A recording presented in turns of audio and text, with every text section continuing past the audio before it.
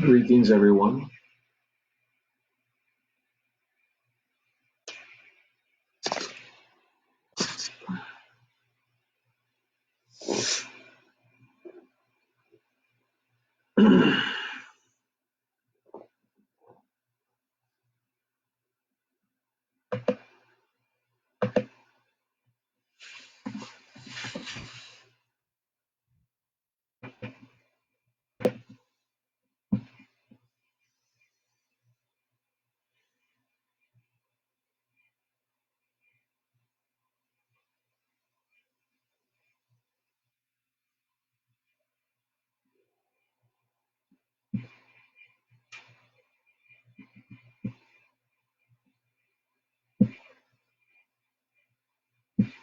Greetings to everyone. Thank you, translators, for starting that.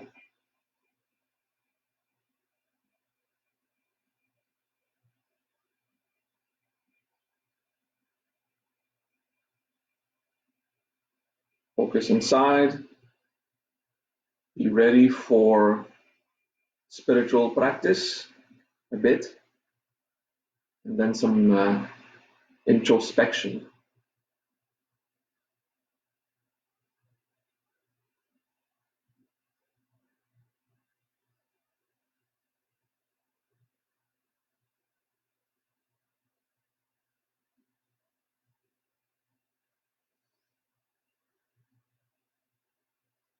We have seen so far in the elements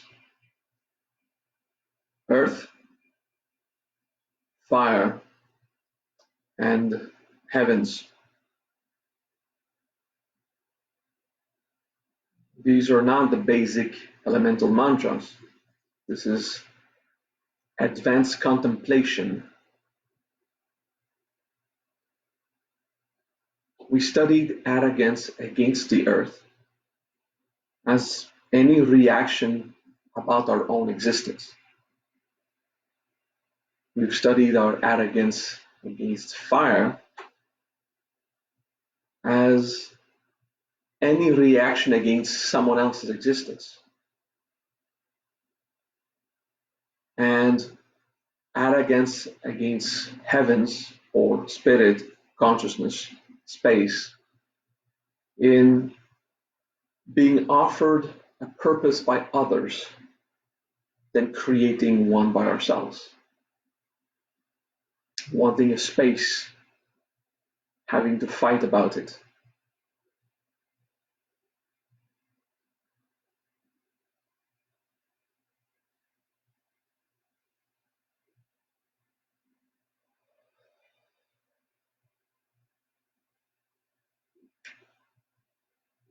Let's focus on embracing Earth now for a moment. Prithivibhum.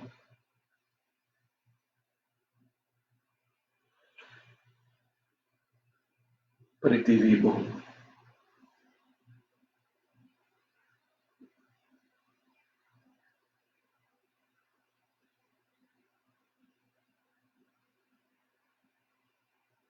The appearing of resource out of nothing.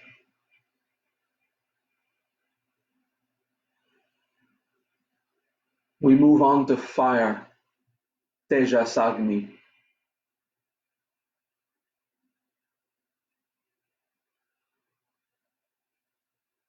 Radiance, the power to affect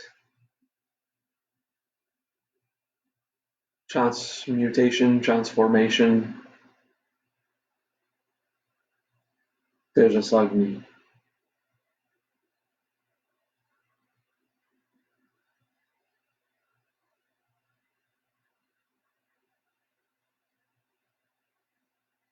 We move on to space, Vishwakasha. Let's contemplate universal consciousness.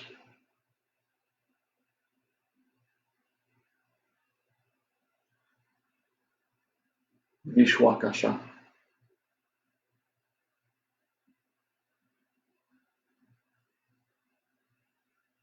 Vishwakasha. Good. Puts us in the mood. Let's continue. Nefesh Galgalim Vishim Malkut.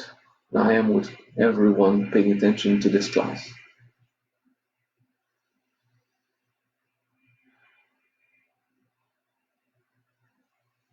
We have seen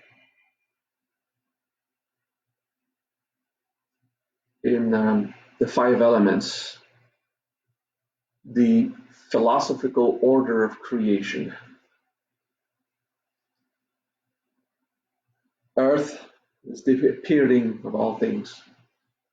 Fire, the heat and the radiation. And heavens, that consciousness, that manifestation, those planes took space.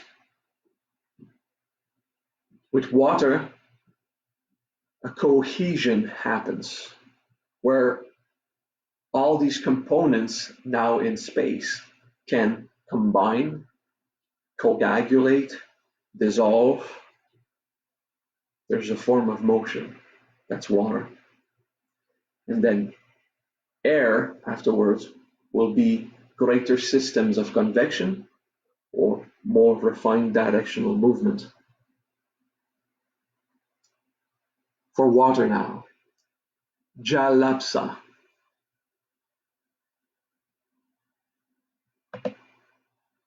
Jal Apsa. If someone can write it, I'm going to write it in my stream if I can.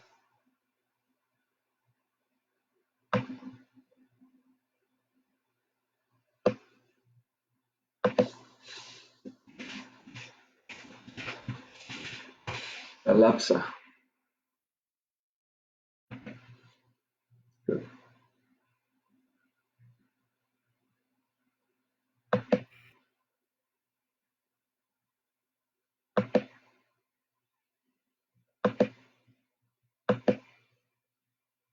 The Spanish translation is obvious, but do we have a French? Yes, we have. All good.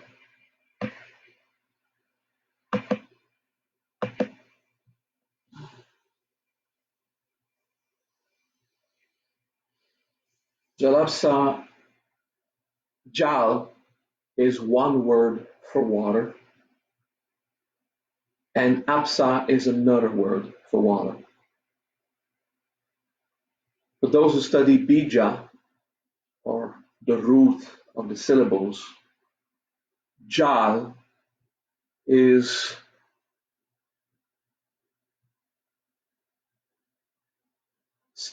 goes into, but in a fluent, unclear way, erratic way, or natural way. Okay, so it flows into. And Ja usually means an idea, and L is go in or into. Okay, so Jal was when you pour water from a container into another. That's where the word was invented, but it was still for water. So the fluid part of it. Apsa, A is present. The P, it transmits. S is power, and A is presence again. So Apsa is the present transmission of forces. And this is where Apsa is the waves, mechanics of fluids. Okay? So in Bija, the word Apsa means transmission of forces in a clear, objective way.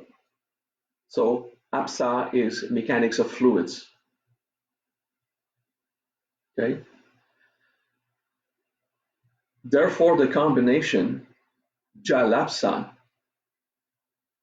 is the flow of mechanics of fluids. So, in a greater sense, all that water does.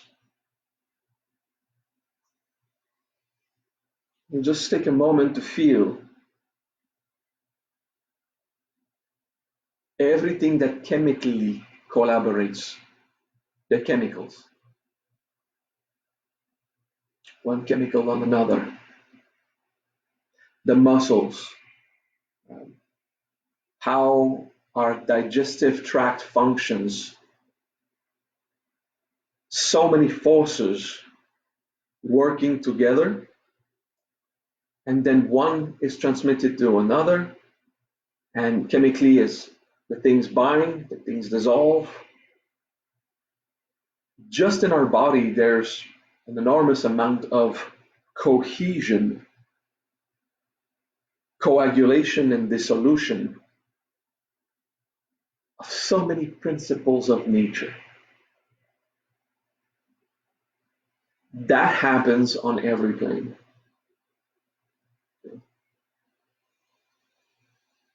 You just pay attention to it and you feel it physically, and on other planes if you can imagine it, or if you actually feel it. Jal Apsa.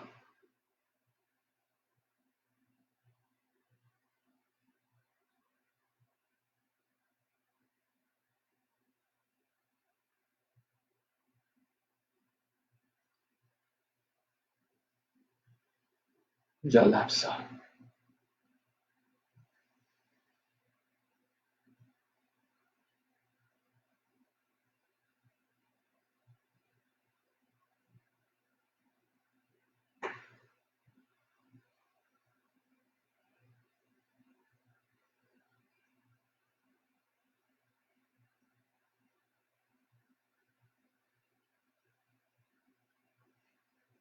Okay, I will take a minute to do a little thing. Start contemplating an introspection attitude.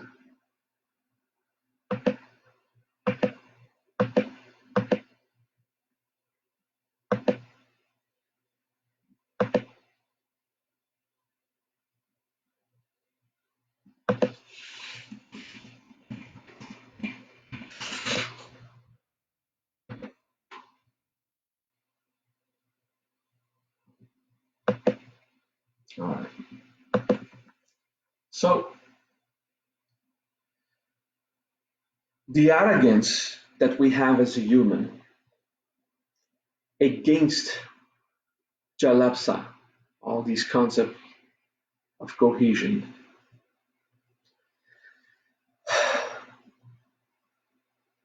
it's when we become rigid against con- the cohesion. Okay, when the most obvious one is when you don't agree.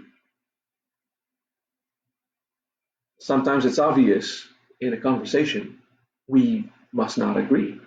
We can't agree. So we just don't.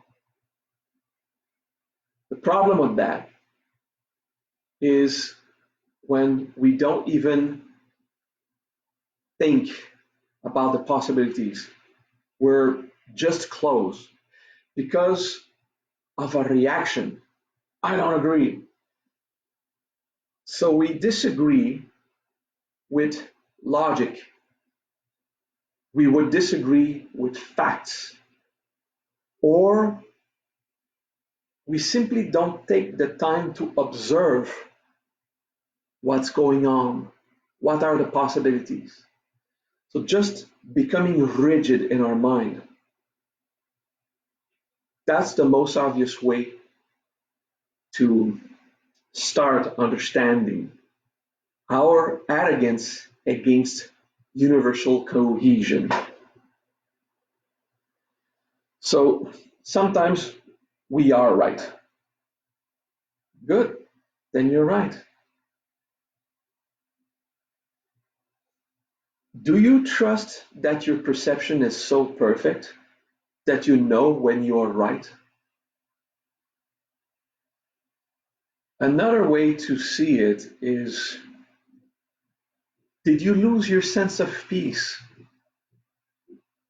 Did you start fighting to remain right? Because in universal cohesion, if you are right about something because it is simply a fact, you can maintain your sense of peace. and everything is just as it is. And it doesn't really matter because the truth is the truth. The current state of the universe is the current state of the universe. So fighting to be right changes nothing about it. Sometimes we fight to be right as a need of justice. Because if we don't demonstrate that we are right, we will suffer a negative consequence. We need to prove that we are right about something. The majority of time, it does not apply. There's no prudence in being right. The majority of time, things are as they are. And we fight out of pride. That's on the mental and a bit the emotional plane. Now, this arrogance, we have it elsewhere. It's just a control, a rigidity. It makes us a slave inside of our structures and our beliefs and how we think things should be.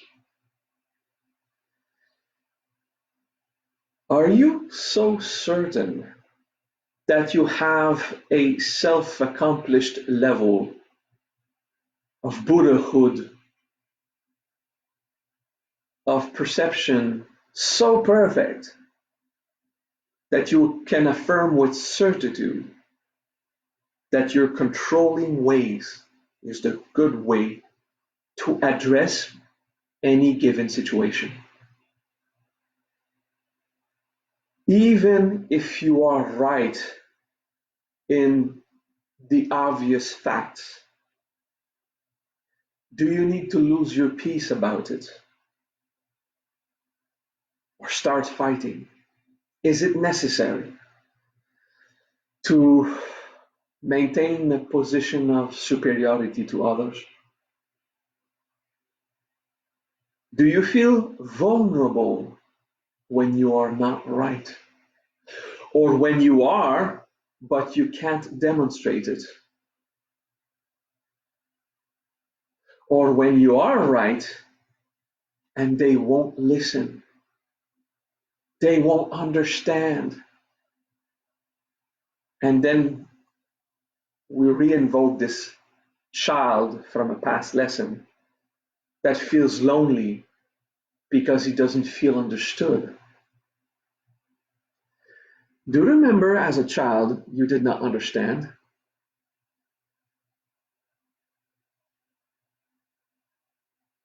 Do you remember as a child you did not feel understood?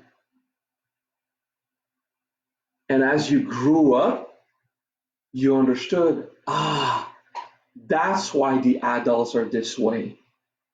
This is how life is. But when you were younger, it was emotional.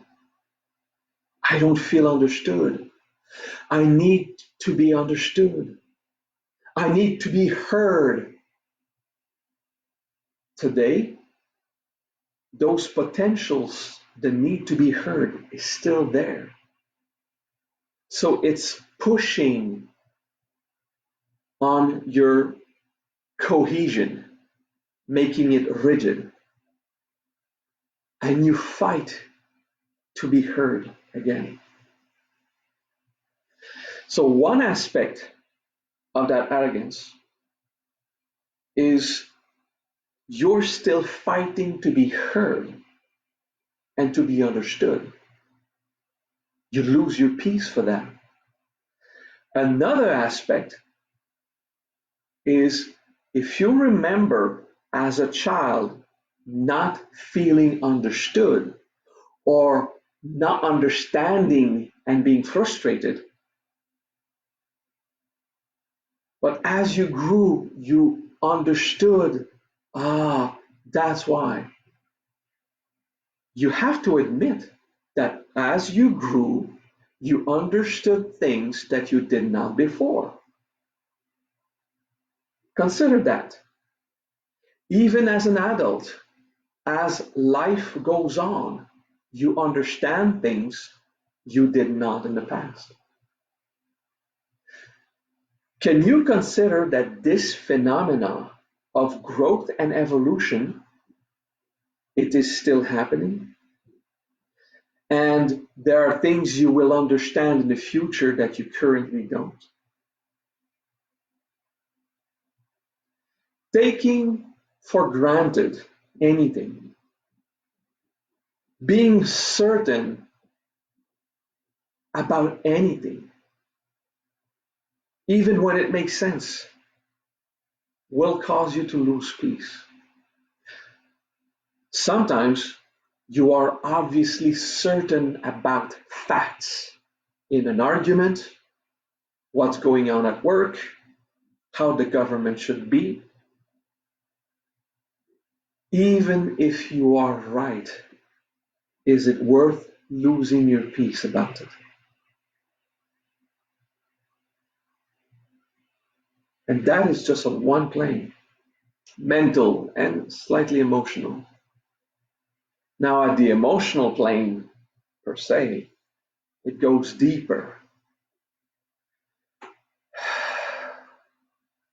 Anyone that does not validate you is wrong. Well, it's an illusion that you love to believe.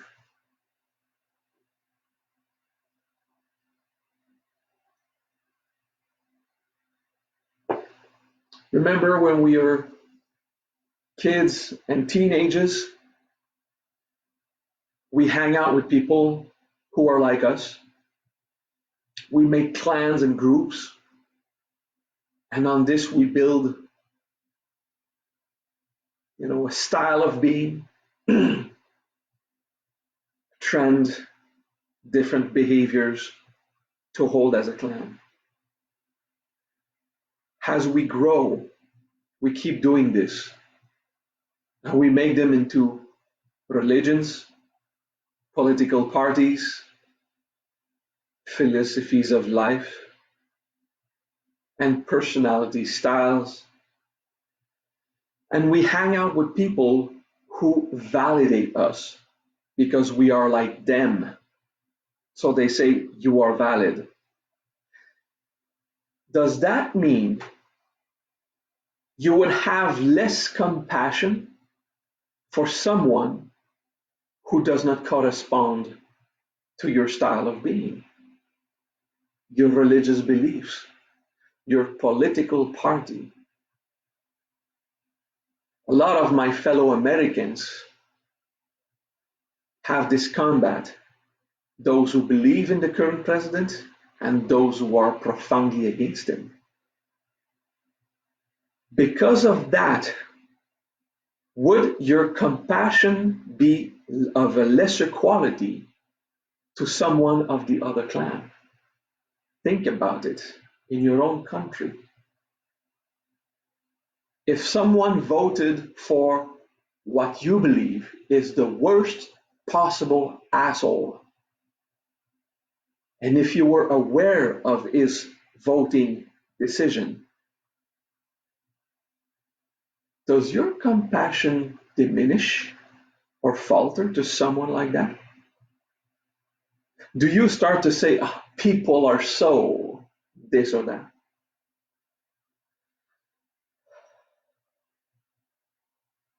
Belonging to a group, belonging to a philosophy, now will go deeper than the emotional belonging. It's genetic. It's a survival mechanics. It's where your animal will hunt the prey and kill the enemy. This is where you battle those who steal your hunting territory. And we project it in those who vote for another party, so that once elected, the finances in the government and in society will flow differently than how I felt in favor. All of this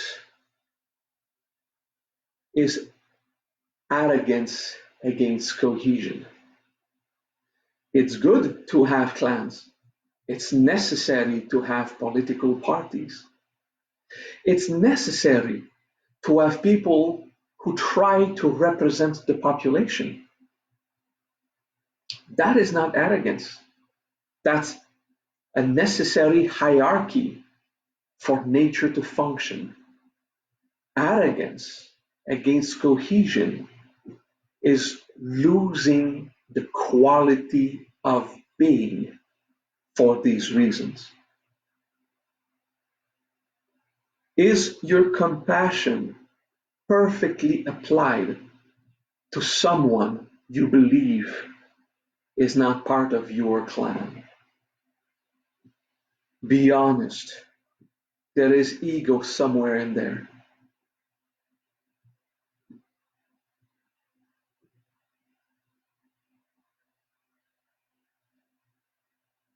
Criminals should not do what they do. Of course, they should face justice. But if you learn of someone's crime, would your compassion falter towards that person? Prudence, wisdom, and justice are also virtues, and you would see how to bring that person to justice. But would you cut compassion towards that entity because of other virtues? Just be honest with yourself. These are complicated contemplations.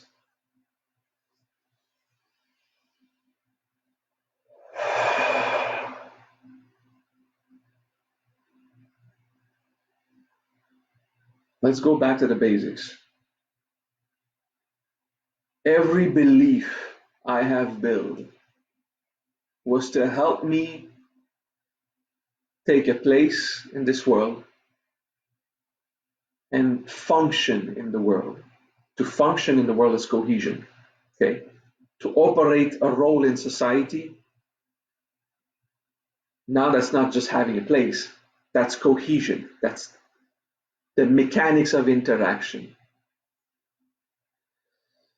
So it was necessary for me, for everyone, to take a position, take a role, fill a purpose or not,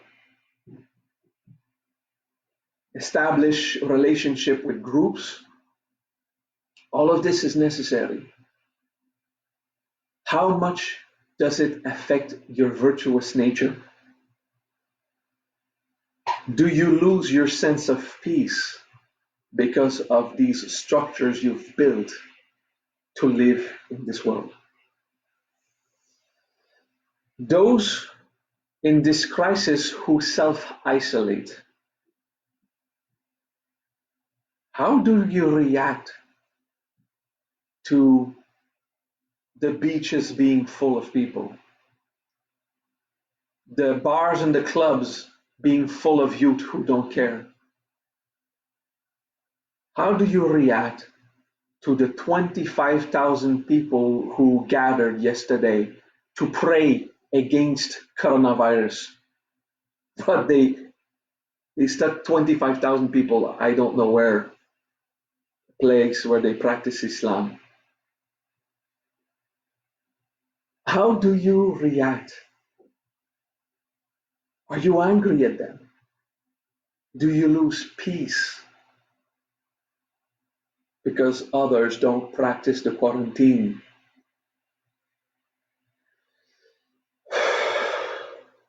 If the world goes to shit, it will be imposed by military law. If that happens, hopefully not. If that happens, will you be angry? will you lose peace? Those who purchased all the toilet paper possible because they don't know how to wipe their ass without it, because they're so stuck in that structure, which causes you not being able to care for your own kids properly or having to wash them every time, which cause trouble to anyone without toilet paper anymore. Would your compassion falter to a person like that? A hoarder, someone who was just panicking.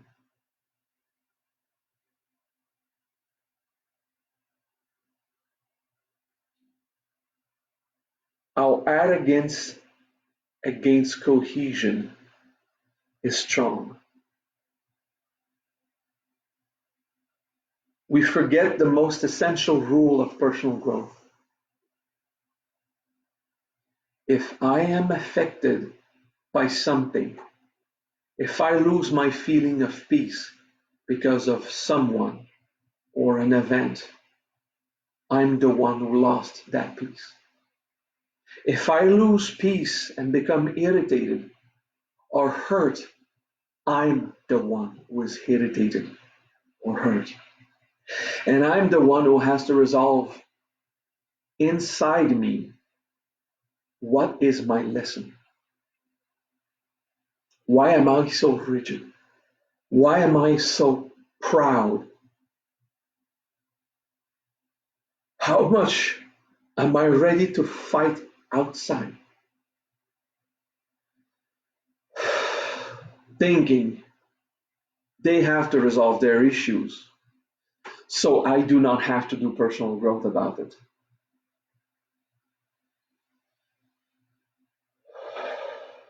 Oh,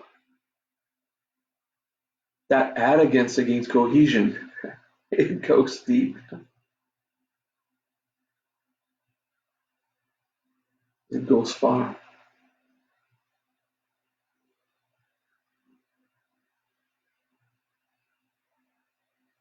Mourn your pride. It is important to stay aware of justice and prudence, to do your best to keep things right, but never at the expense of losing your own self containment and spending periods of suffering, periods of combat, of arguing, because now you have to live closer to nature. In nature, monkeys don't use toilet paper, but they don't need to stay clean. They're in the jungle. Humans became far from nature with toilet and a butt that does not automatically clean itself, or a texture of shit that does a mess. Humans are far from nature. And nature, how we were originally created, there's no need for a refrigerator. There's no need for toiletries. We're like monkeys. We throw shit at others because it's funny until they become angry and then we flee. In the jungle, in nature, we're just as we are. And we eat every day by working every day. And then we have to seek more food when it's out. And everything is precarious, but beings in the jungle live long time. They survive. Humans have rigid houses, and it's a good thing. And we have toilets and toiletries, and it's a good thing. We have a refrigerator, we have a chain of commerce to provide food, and all of these are good things. But they produced a distance with nature. When an event in our society causes us to get a bit closer to nature again, we are so afraid. We are so precarious, so vulnerable, and we lose peace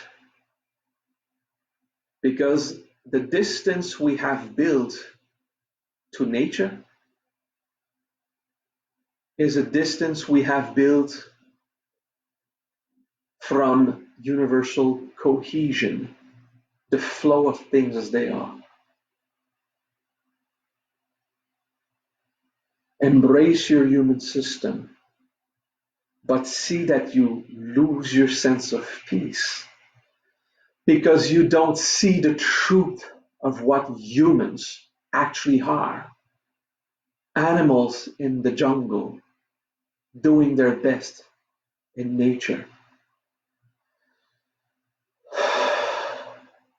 Mourn the importance of your systems and be wise enough to preserve them. It seems like a contradiction, but it's a paradox. A fridge, a toilet, a bed, these things are still in the world. Therefore, they're still in nature. It's not the jungle anymore, but it's still nature. The wood we use to build our houses, it's from nature, and it is still in the natural world. That rigid structure you live in, the quadratic floors and walls and ceilings, it's very organized, but it's still in the manifest world. It's an aspect of nature.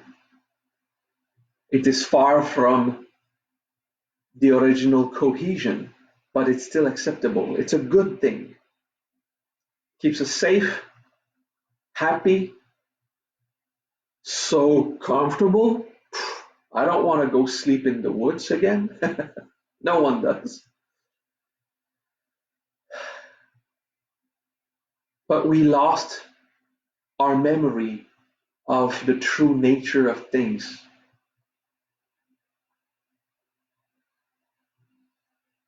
Would your compassion diminish for someone who voted for another party, even the worst in your country? Because that means the flow of resource will go against your comfort and how far you are from nature anyway. And you've lost the scope of the true sense of things, how they were made. Be prudent enough to preserve your beautiful, comfortable ways. Oh, yeah, be prudent. Wash your ass, clean it with toilet paper, preserve food in the fridge, encourage the flow of economy. All of this is good. But your frustration is all human rigid systems against human rigid systems that for the universe are irrelevant. Our arrogance against cohesion is all of that rigidity that made us forget the true nature of things and the true nature as an animal in this world.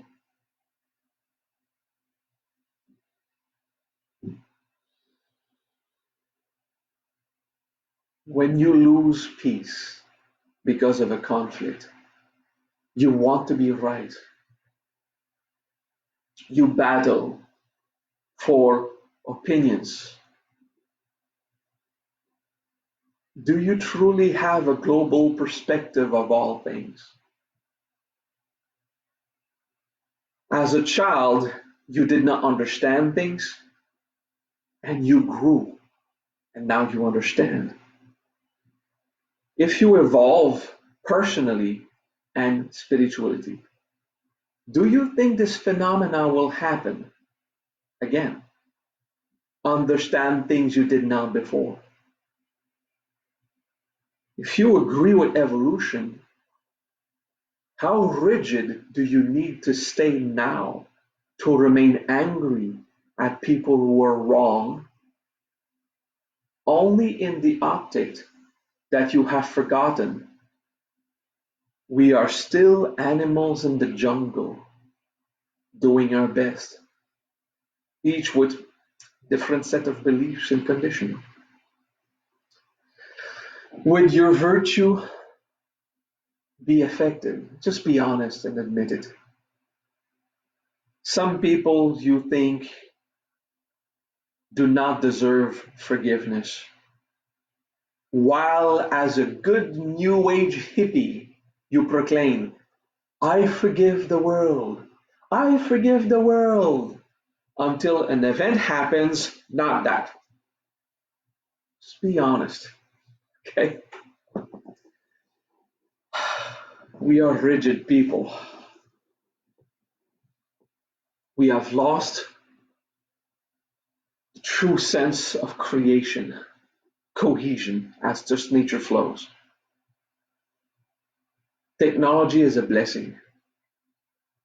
It follows the virtue of prudence and justice, which also embraces charity and equity. It's very good. Very good. The technologies, the comfort we have. Don't worry about that. This is good. It's not worth losing peace or becoming angry about. Okay.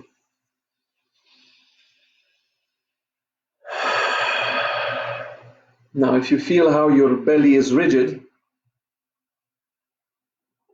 try to relax it, mourn your beliefs, focus on being virtuous, but mourn your beliefs, your way of seeing things, how right you think you are. Just make sure that charity and equity prevails, justice, forgiveness, prudence, compassion, and have faith. Trust evolution. Okay? There is hope. There is hope. Let's do a vocal breath.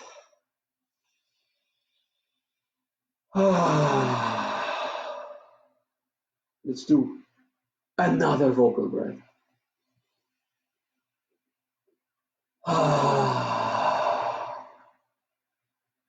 You must hear your own voice. It soothes inside. Good.